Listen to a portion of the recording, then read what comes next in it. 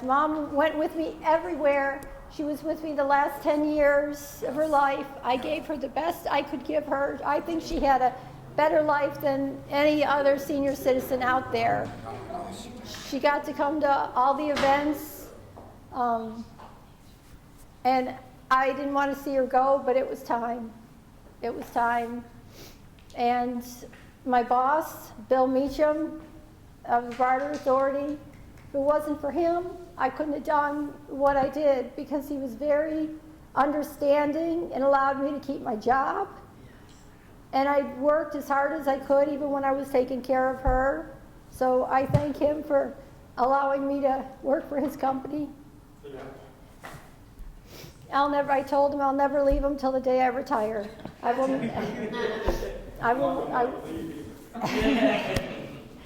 And Brad, he helped get Mom in the car. I think the last time she went out. And Tim, she didn't get to see FFX because she couldn't come up the stairs.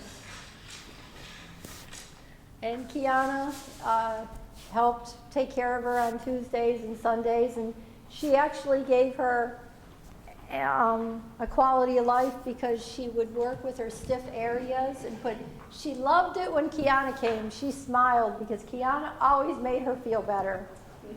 Always made her feel better. And Dave, my boyfriend, you don't hear much about him. I didn't bring him up because when I would go places, because he knows this. Mom didn't want to share me with anybody. And he's dealt with only seeing me for a few hours a week and helped me with her. So I thank him for being as understanding as he's been. And some of y'all didn't have the chance to meet her, but I still thank you for coming. David from Cannes worked with Reverend Stanley. You know, she was always with me. And when I first met her, it was at a networking group, and she made me laugh. She had such a smile. And Sue said to me, she said, "I want you to meet my mother." And I said, "Your mother? I thought that was your sister." And she said, "Oh, you are, I can't believe you just said that." And I said, "I like you." And she said, "I like you too." And I said, "I'm going to stop calling you Mom." And so I look forward to going to networking meetings just so I could spend time with her. She was one of the most sweetest and gentlest person I ever knew in my life. She touched my heart in ways that I can't even begin to tell you.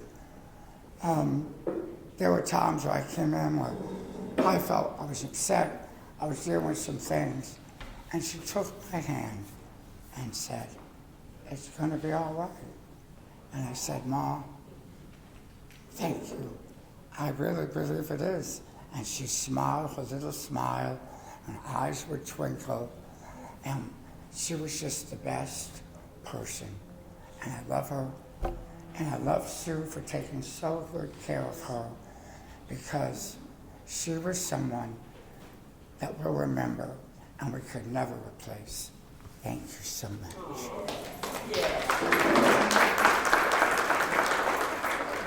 I invite another one of her caregivers. Judy just walked in. Judy would spend time with her before she had her stroke when I needed a hand, and then in the very, very beginning after she had a stroke as well. So I'm glad to see Judy made it. Hi, everybody. My name is Debbie Ramirez. I was her hospice nurse, and the care that we've seen from Sue is just phenomenal. It's stuff that we don't see every day. We see patients that are really struggling, and there's no family to take care of them, which is a blessing to see the care that was given, because it was not easy. And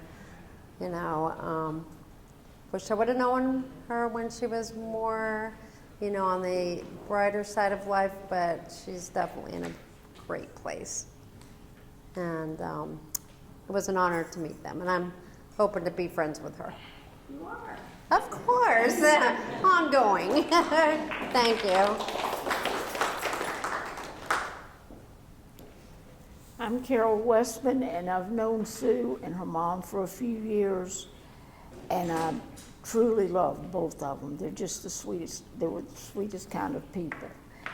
And I don't know, Sue did the best she could for her mom, I know, but I tell you what, I don't believe anybody else could have done any better. Sue loved her mom, and she would stop short of nothing to take care of her mom. Her mom was a real sweetie, and I knew her when she was in better health too. Not the best of health, but in a lot better than she was these last few years. I would make appointments at Brugger's, one right after another, and if it was 4 hours, 5 hours, she would sit there ever so patient and never ask when we were leaving. She'd get her soda and she'd fill it up and she'd tell me she's going to the bathroom, and was just as patient as could be. To just, no matter how long we were at a meeting and how often we went, and if I didn't take her with me, oh, she was mad. She wanted to come out with me every time. So I did want to add that. And I appreciate everything that everybody has said. So. My name is Kiana. I've been knowing Sue and her mom for about 4 or 5 years. I met her signing us up. Matter of fact, I met her mom when she signed me up for the Barter Authority. So Bill and the whole family, the clan, it's all Sue's fault. But the first night we actually met out at the Hilton Hotel out in Suffolk. And you know how they always have the bands on the lawn, and there's music and stuff at the hotel. So when Sue would say she wouldn't rush, this particular night she sat there, was fine. Sue and I were talking about what our businesses could do and what Barter could do and all that good stuff. And she can sell salt to a slug. Sue can sell anything, promote you from here to East End. So her mom sat there, and there was music playing. It got a little louder. And I guess we weren't moving fast enough because she kept looking. Evelyn kept scooching over to the edge of the seat, and she kept getting up. Sue was like, wait, mom, I'm not done yet. Are we almost done? And she kept wanting to go outside and listen to the music. And at night, that's when I think she was a night owl. She was her busiest, her I guess most spirit you could see at night. So that was my best memory of her, because she wanted to go out there and hear that music. She was like, we taking too long. Sue, you hurry up, sign this contract, let me get outside so I can hear this music. So that was my most fond memory. And then of course Sue took her everywhere between ASEA meetings, Barter, Aberdeen Barn. Oh gracious, the list goes on, right? Yeah. She was always there and always happy to see everyone. So that's my memory. All right. I met Evelyn when I was working with the Chamber of Commerce. Evelyn's your mother's name, right? Yeah. I met Evelyn when I was working with the Chamber of Commerce. And Sue always brought her to our future billionaire meetings. And everybody would be mingling and everything. And I would slip over and sit with her mom because she was so fun to talk to. And anyway, she was just a wonderful, wonderful person, and I really am glad that I got to know her. But one thing I do want to say, too, is about Sue. You are daughter extraordinaire, and it is absolutely awesome what you did for her, and she is so happy with that. And she loves you for that, and anyway, I don't want to make you cry. So I'm glad I could come here. It was very important to me to be here. It's been so long that we've known each other, and I felt it very important to be here to show you that I care. So that's really all I have to say. Give me a hug.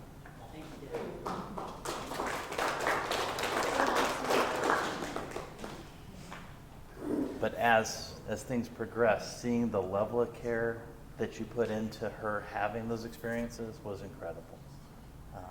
And my mom was visiting recently, and there was just one time that she happened to be in town that we were at a thing over at Hunt Club Farm, actually, out in the barn there. Yes. And I said, "Oh yeah, she passed away. Do you remember Sue and her mom? Oh, in the wheelchair." And she had a long conversation. She remembered everything about Evelyn, thought everything about her. So she made quite an impression on everybody. But she left a lot of that in you as well. So we appreciate it. Thank you, Tim.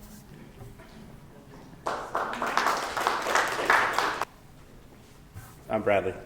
Most people know me, but so Evelyn had a big feeling for me. I had a big feeling for Evelyn. She's just such a sweet lady. So I don't know. I met Sue when she first got to the area, and then she would bring her mom around, and so of course I see her everywhere because I'm always out networking, right?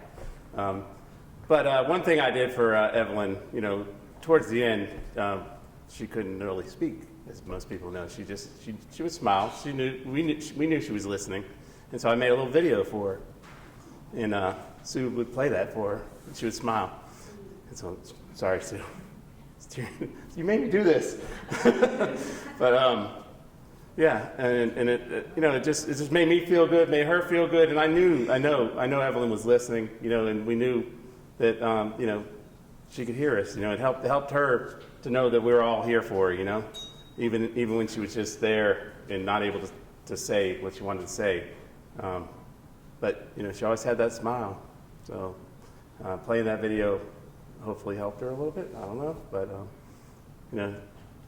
that's all we can hope for, is that we can make someone smile, right?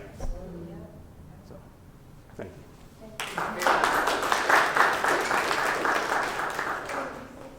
Okay, my name is Michelle, and I met Sue and her mom through the Chamber of Commerce, and I was there for a little over 7 years, and I was responsible for setting up all the events. And if you've ever been to a chamber event, it's nothing, to nod at. It's really, and I just figured out just this minute, number one, yes, Evelyn had the patience of Job when it came to events. Sue would find a nice little corner for her, some beautiful little table. We'd all come over there and talk with her and sit with her sometimes, get her some food, get her some tea, like she liked tea.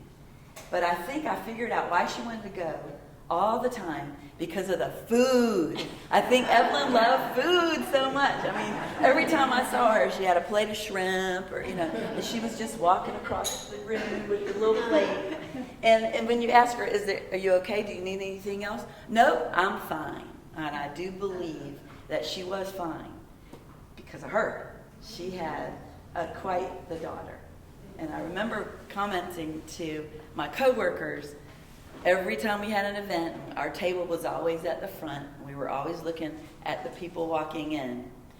And if you saw Sue, you knew Evelyn wasn't far behind.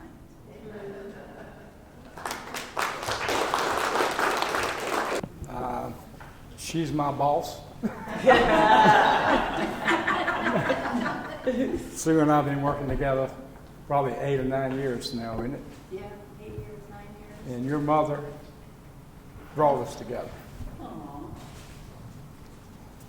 Don't let me get emotional. When you're in sales or when you're promoting your product and you're out in the public and you have an appointment, and when you get to the appointment, you're thinking to yourself, let me get inside, let me meet the person, let's have a respectful deal. And all of a sudden, here would come Evelyn.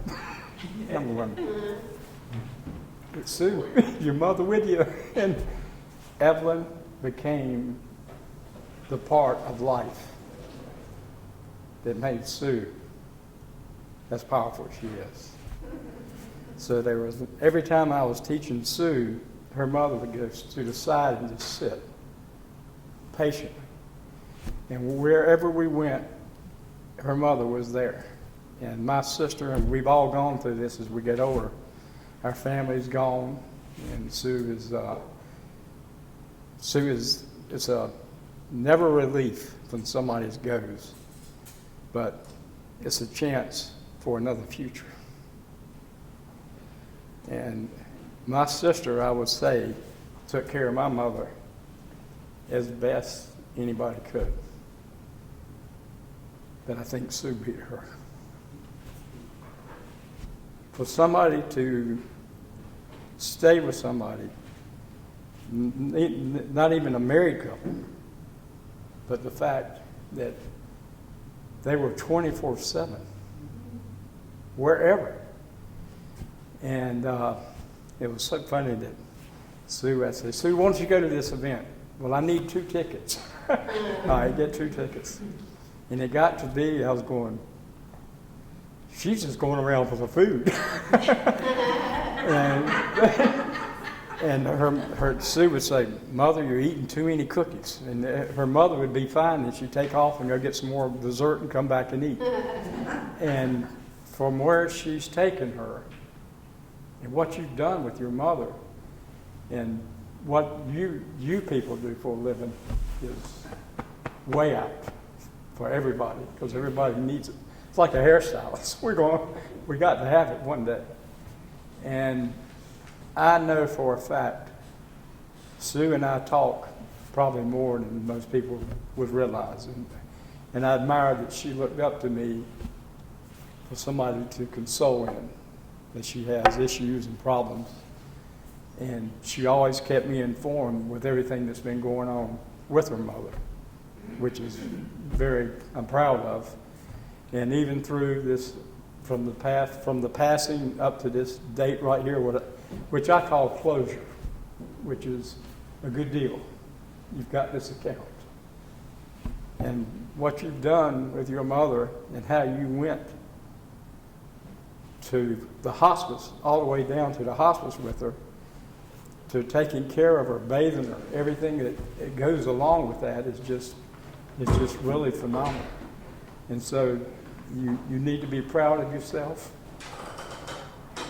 Your mother's in a better place. You're going to be reuniting with her again one day. Yes. But I need you a little bit longer here. Anyway, thank you. Week was really rough, and the day before she passed, I said I wanted her to be alive at one of her birthday. And a dear one of our members who passed this past Sunday, which was a shock, she said, I said, I want her to be here for her birthday on the 30th. And she says, don't you want her to be in heaven for her birthday? Yeah. And I said, she can be in heaven next year. I want her this year with me. But the day before she passed, which was the 22nd, I said, she's not going to make it to her birthday. And that morning that she passed, I looked at her and I said, I don't know if she's going to make it today. Right. And so gave her pain medicine and cleaned out her mouth and gave her more pain medicine. And I had to clean her up, and I got that done. And I said, Mom, I've got to bath you. I said, hang on, I'll just go get your shirt, and I'll get the wash water ready. And I got her shirt, and I said, I'm almost done. And I told her everything I was doing. Every move I made, I told her. And so I got the water ready, and I put the washcloth in, and I wiped her face, and I wiped her oxygen things. Because of having COVID at Christmas time, I compromised her respiratory system, and it really weakened her. So COVID got her 3 months later. And so I wiped the oxygen things off, and I said, before it was funny, Lori sent me a text that morning about 15 minutes before that, and she says, play her favorite music. So before I started changing her, I said, Alexa, play Amazing Grace. So Amazing Grace was playing, and I said, let me rinse the rag out, the washcloth, and wipe your face again. And when I went back over to her, she took her last breath. And I said, I felt something. It was different. It's like I felt her spirit come out of her body. And I said, oh no, something's different. And I said, Mom, Mom, Mom. Nothing. I scratched the back of her neck, tried to get a facial expression. Nothing. And I got my stethoscope out. I kept saying, Mom, Mom, are you gone? or no, just, Mom, Mom. And I got my stethoscope out, because I had to use that during COVID, and I listened to her chest, no breathing, no heartbeat. I said, you're gone. I just screamed. Right. I just screamed. And then I made a couple phone calls. My sister and Bill and my boyfriend in hospice. And it was, Bill told me, he says, you were really privileged to be there when it happened. Yes. She could have passed that night when I was sleeping. She could have passed when I was getting my shirt. She could have passed when I was at the sink getting her water. But no, she hung on to the very, very end, and she passed when I was right there wiping her face. Playing Amazing Grace. Playing Amazing Grace. She wanted me to be there at the last minute. Yeah. So she died while I was washing her face, playing her favorite song, Amazing Grace. I couldn't ask for anything better than that. We all couldn't ask for anything better than that, that's for sure. So that was her last day, last moments. And the last time Cora watched her, she said that I came home and she said she just looked at her and she said, Mrs. Noble, and she said she just had a big smile. She says, I wish I took a picture of it. And she loved Kiana. Kiana always made her feel good. She always, I'd come in, I said, she hasn't said hardly anything today. I can't get her to say anything or anything. She walked over and said, Miss Evelyn, it's me, Kiana. And she'd look at her and she'd smile. I'm like, how'd you get her to do that? So I have a lot of special memories, and she smiled a lot for me too. Did she? And I thank everyone. So if anybody else wants to say something, more than welcome. Well, thank you for inviting us. Yeah. Why don't we sing Amazing Grace? Heck yeah. Amazing Grace, how sweet the sound that saved a wretch like me. I once was lost, but now I'm found. Was blind, but now I see. When we've been there 10,000 years, when shining at the sun, we